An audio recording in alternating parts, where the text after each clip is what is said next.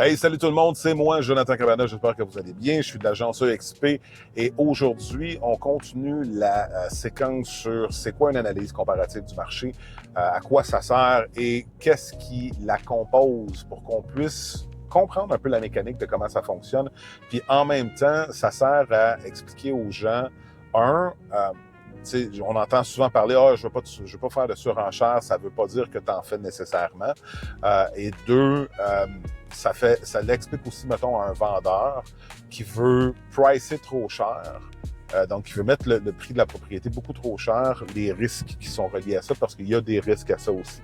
Aujourd'hui, les gens sont super informés. Puis, on va aborder ça tout de suite, la notion de risque pour un vendeur. J'avais discuté dans l'ancienne capsule la problématique et le risque pour un acheteur ou le fait de voir une maison à 500 000, listée 400 000, donc 100 000 en bas de sa valeur vendue. Si t'as pas de la vraie surenchère, si tu aurais payé 550 000, là, c'est une autre chose. Mais il y a la possibilité de pouvoir analyser une maison puis de se dire ce type de maison-là, dans ce type de secteur-là, avec le type de produit qu'il y a dedans, devrait valoir tel montant.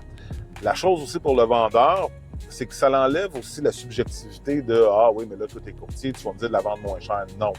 Ben, il y en a qui le font, là, mais moi, c'est pas comme ça que je travaille. Fait une des choses que ça vient aussi faire, c'est que ça vient te distancer, toi, comme subjectivement de ta maison pour regarder objectivement ce que le marché est prêt à payer pour un bien qui ressemble au tien. Et le danger, lorsqu'on liste trop cher, c'est que les gens qui regardent, parce qu'aujourd'hui, tu sais, je fais ça, je dis tout le temps la joke suivante, c'est qu'aujourd'hui, les gens font ce qu'on appelle le Tinder de l'immobilier. Ils sont chez eux le soir en train de manger du popcorn, puis ils swipent à gauche, puis ils swipent à droite. Ben, c'est un peu le même principe. Hein? Fait qu'ils aiment une maison, ils n'ont jamais parlé au courtier, ils n'ont jamais mis les pieds dedans. Puis ces gens-là, ce qui arrive à la fin de la journée, c'est que s'ils voient une maison à 550 000, avec des comptoirs en granit, du bois comme armoire, puis avec une salle de bain refaite au goût du jour. Puis toi, ta maison est listée à 550 000, puis elle a une vieille salle de bain de 2005, mettons, en mélamine stratifiée. Il va swiper. Là, je ne sais pas de quel côté pour l'éliminer, là, mais il va swiper du bord où il l'élimine. Donc ça, c'est une des choses que ça vient donner une perspective objective de ce que ça vaut. Puis aujourd'hui, ce que je veux qu'on regarde, c'est ce qu'on appelle l'âge effectif sur un bien, sur un système. Une maison est composée de différents systèmes. Là, on va s'attarder à la cuisine. Dès qu'on installe quelque chose, mettons une nouvelle cuisine, un nouveau comptoir, il y a une dépréciation de base qui est entre 25 et 50 %, là, tout dépendamment c'est quoi tu installes dans une maison. Puis, de façon subséquente, d'année en année, tu as une dépréciation de 2 à 5 %. Encore une fois, tout dépendamment de ce que tu installes.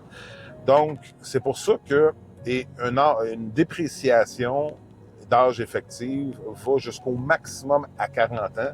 Après 40 ans, ça n'a pas aucune valeur. Donc, une valeur contributive, dans le fond, à la maison.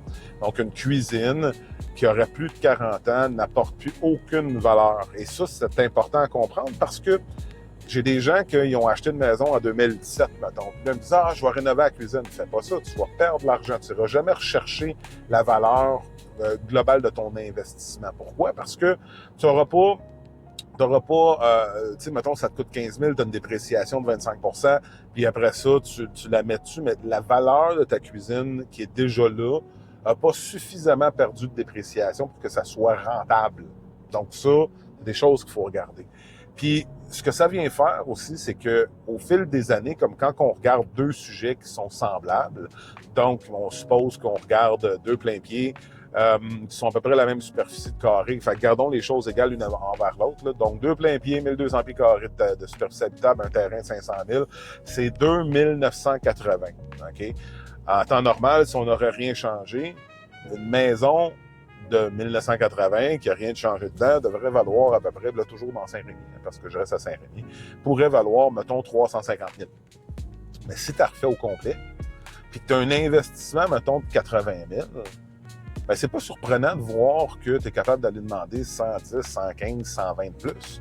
Parce que la contribution, la valeur contributive d'une nouvelle cuisine à un système, hein, rappelons-nous, une propriété, c'est des systèmes qui ont plus de valeur, ben ça fait en sorte que ça redonne énormément plus de valeur à une propriété quand on regarde les comparatifs de la journée. Donc, c'est un peu comme ça. Je sais que c'est un peu complexe, là, mais c'est toutes des équations, c'est toutes des ratios qu'on donne à ces différents types de systèmes-là pour arriver à une propriété qui, pour dire que, dans le fond, cette propriété-là qu'on regarde, sur cet axe-là et sur ce critère-là, devrait valoir tel montant.